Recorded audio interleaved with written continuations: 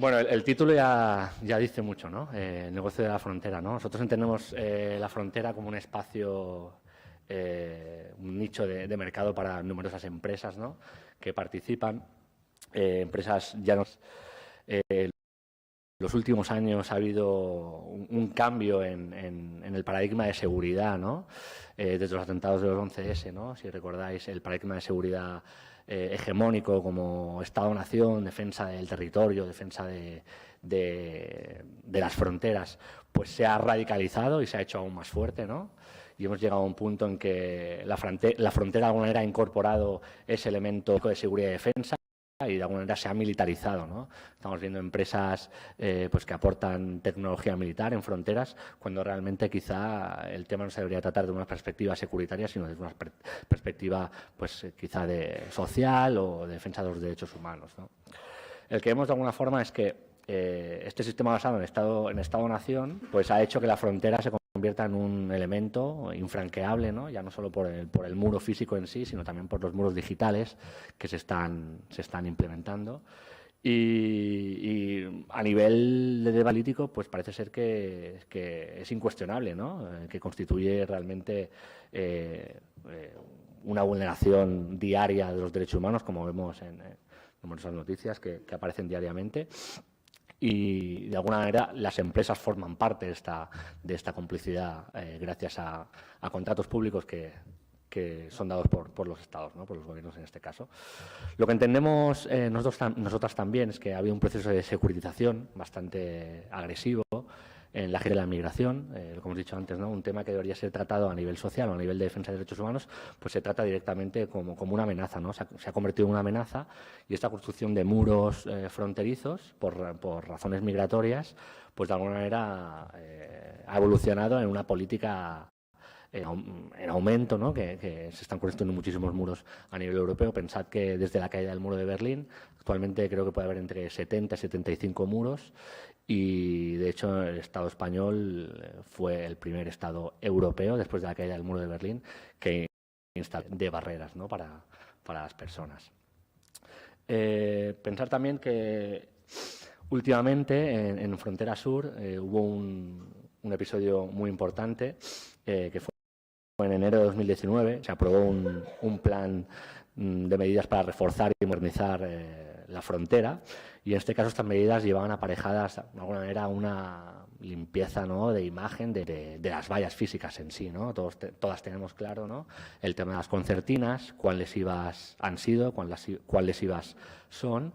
Y de alguna manera, a través de este plan de medidas, lo que se quiso hacer es limpiar la imagen de este tipo de elementos físicos que existían en las fronteras y que en algún punto quizá aún existen, pero en la mayor parte de la frontera se han retirado, y acceder a otro tipo de elementos tecnológicos que quizá no son tan visibles, pero pueden hacer ya no el mismo daño físico, obviamente, pero un daño y una vulneración a derechos fundamentales y derechos humanos, ¿no? También. Algunas organizaciones, como Por Causa, por ejemplo, en diversas investigaciones que han llevado a cabo, pensar que estamos hablando de unas 10 empresas, que 7 de cada 10 euros públicos que se gestionan para el tema migratorio, pues van a parar a manos de estas empresas, ¿no? O sea, es un negocio realmente bastante importante. Estamos hablando de millones de euros. También está el hecho de las puertas giratorias, ¿no? El fenómeno de las puertas giratorias. En muchos de estos casos, figuras públicas que han formado parte pues, de instituciones gubernamentales o entidades también públicas, luego forman parte de la junta directiva de este tipo de empresas, ¿no? Esto lo vamos viendo, hay unos intereses económicos detrás y esto hace que al final se cree un círculo vicioso en el que personas que han formado parte de las instituciones públicas, pues luego forman parte de una junta directiva de una empresa transnacional que obviamente su objetivo principal es el beneficio económico, ¿no?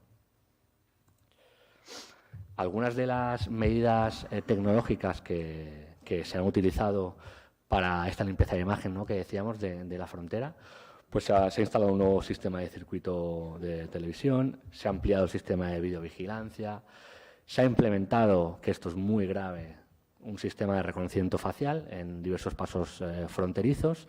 Esto es de alguna manera una prueba piloto del sistema biométrico europeo que se va a instalar en breve, debería ser instalado ya, pero lleva algo de retraso, el Sistema Biométrico de Registro de Entrada y Salida, el SES. Se inició una prueba piloto en Frontera Sur, que parece ser, según la perspectiva de las instituciones que quieren implementarlo, pues ha sido positiva porque va a suceder. También se pusieron nuevos sensores de radar que ya no solo pueden monitorear el movimiento cercano a la frontera, sino que su radio de acción es mayor. Estamos hablando ya de kilómetros, donde pueden monitorear y seguir los movimientos de estas personas. Y también algo que nos parece muy grave es que se está haciendo uso de drones, ya no solo de drones del ámbito civil, sino también drones del ámbito militar. Y estos drones del ámbito militar, por ejemplo, en los últimos meses, uno de ellos ha sido de alguna manera tratado para que pueda llevar munición. Entonces, no sabemos hasta qué punto esta munición puede ser usada, ¿no?, en Frontera Sur, pero sabemos que hay drones militares con munición preparada para actuar en caso de que sea necesario. Aquí abajo, como veis, hay algunas de las empresas, no están todas, pero creíamos que eran quizá las más importantes. Thales, la multinacional armamentística francesa, Gonnevo, una empresa tecnología sueca, General Atomics, la empresa de los drones militares estadounidense, los drones chinos de DJI, y Aidimia y Soprasteria, que son las empresas que están llevando a cabo la implementación de este sistema biométrico de registro de entrada y salida del SES, que se va a implementar no solo en el Estado español, sino en toda frontera externa de la Unión Europea. Estamos hablando, estas son solo algunas de las herramientas tecnológicas que se han implementado desde el 2019 hasta ahora.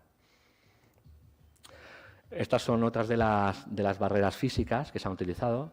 Como sabéis, antes del 2019, con este nuevo plan de medidas que de alguna manera querían modernizar y actualizar la frontera, lo que existía en la valla era más bien unas concertinas de un tipo de material pues que era muy lesivo. Hemos visto pues lesiones muy graves de personas que han intentado saltar e incluso han llegado a fallecer a causa de estas lesiones.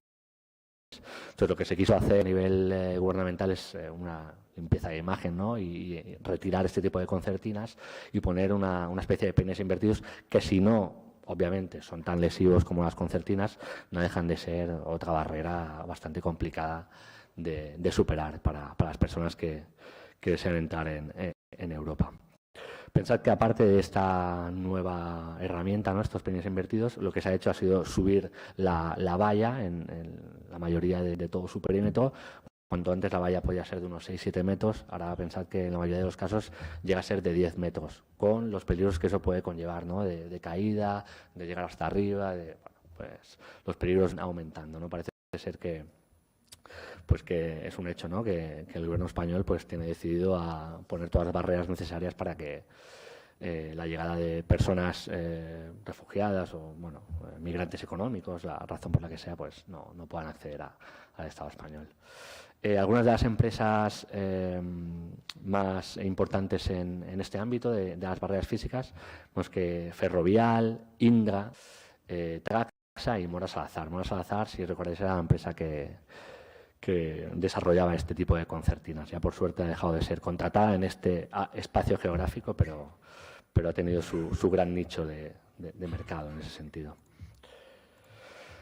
Y para yo no pasarme mucho, pues por un poco de las conclusiones, ¿no?, lo que decíamos antes, que parece ser que a través de una mirada mucho más amable, ¿no?, de este nuevo plan de medidas que quiere de alguna manera limpiar la imagen de esta frontera militarizada, frontera pues que lesiona, ¿no?, a las personas que la quieren cruzar, pues se ha implementado de alguna manera una frontera de un control total. Tenemos reconocimiento facial, tenemos muchas más cámaras de vigilancia, tenemos drones que monitorean el movimiento de las personas que quieren entrar al Estado español, tenemos sensores mucho más desarrollados para poder monitorear también el movimiento de estas personas.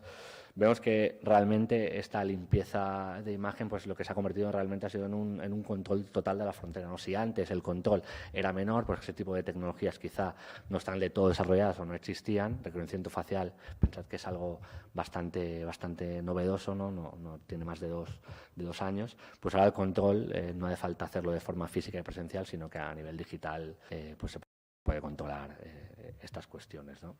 Vemos que el proceso de securitización ha ido en aumento, ¿no? La gestión de la migración se sigue tratando como un tema securitario, ¿no? Como una amenaza a la soberanía, ¿no? estatal, cuando creemos realmente que es totalmente erróneo y equivocado hacerlo de esta manera, y se debería, pues, hacerlo en una perspectiva de defensa de derechos humanos y social. Vemos que el concepto de seguridad en sí, de alguna manera, se ha desvirtuado, ¿no? La seguridad, desde el ámbito, ¿no? de las izquierdas, sabemos que es muy complicado tratarla, ¿no? Pero hay que tratarlo porque es un hecho realmente que nos interpela, ¿no? a todas. Pero lo que está pasando actualmente ahora es que al no tener, digamos, en tratarla, pues lo que está pasando es que está habiendo una privatización del concepto. Entonces, cuestiones que se tendrían que tratar meramente a nivel estatal, con un monitoreo por parte de la sociedad civil y entidades que sean expertas de la materia, que aquí pues están muchas. Pues lo que está pasando es que se está derivando todo este tipo de sistemas de seguridad a empresas privadas. Privadas pues tienen su propia agenda, ¿no? Tienen sus bases de datos que no sabemos con quién las comparten y qué hacen con ellas, y realmente pues el objetivo principal de cualquier empresa pues es el beneficio económico, ¿no? Entonces creemos que la privatización de la seguridad es un riesgo enorme y una potencial vulneración de los derechos humanos a cualquier persona que vaya a ser en este sentido por este tipo de empresas que realmente no pueden tener sus principios de ética, ¿no? Y de alguna manera defienden su política de derechos humanos, pero al final a la práctica eso no está sucediendo. Y luego realmente lo que creemos se han normalizado este tipo de tecnologías. La pandemia de la COVID-19 pues ayudó a que este tipo de tecnologías se normalizaran, ¿no? Si os acordáis, durante la COVID-19 pues hubo un boom de aplicaciones de control del espacio público, control de aforo, control de personas pues que quizá no se encontraban bien en salud. Pues todo esto de alguna manera ha venido para quedarse, ¿no? Esto se relaciona muy bien con el concepto, ¿no? de doctrina de shock, ¿no? que defiende Naomi Klein, ¿no? Que en situaciones excepcionales pues se toman medidas excepcionales, ¿no? Y esto pues creemos que es lo que ha pasado. Los derechos fundamentales creemos que se están vulnerando sistemáticamente en Frontera Sur. Y lo que nos parece más triste con el beneplácito de lo público y con el beneplácito también del sector corporativo, ¿no? Creemos que desde el ODE, bueno, y creemos que seguramente la mayoría de personas que estáis aquí, ninguna empresa, ninguna entidad privada debería formar parte de este tipo de ámbitos porque realmente no tienen en cuenta, ¿no? Entonces, que la introducción y la normalización de estas tecnologías de vigilancia masiva y biometría en las fronteras, pues parece ser que ha estado como una prueba empírica de lo que puede llegar a pasar al resto de la población, ¿no? Y lo estamos viendo aquí en Barcelona, pues que tenían algún tipo de software para aplicar tecnología de reconocimiento facial, es algo que va a pasar. Luego hay lectores de matrículas en la mayoría de ciudades también, que se usan seguro del tráfico. Pero claro, estamos en ese límite en el que si no hay un debate público, ¿no? Y no hay un debate en torno a las entidades, cómo se hace el uso de esta tecnología, de estas empresas, al final llegará un punto de intentar. Lector de matrícula se podrá unir con reconocimiento facial, se podrá unir con sensores, y en todo momento parece que seamos conspiranoicas, ¿no? Y que estemos en un mundo orwelliano, pero es que está sucediendo. Es que es así, hay muchísimas aplicaciones y tecnologías que diariamente nos están afectando en nuestra vida diaria, y creemos que hay mucha más presión por parte de la sociedad civil y que realmente participemos, ¿no? Tanto del desarrollo de estas tecnologías como del uso que se hace de las mismas, de las bases de datos que hay entre fuerzas y cuerpos de seguridad, y creemos que la sociedad civil debe estar ahí presente.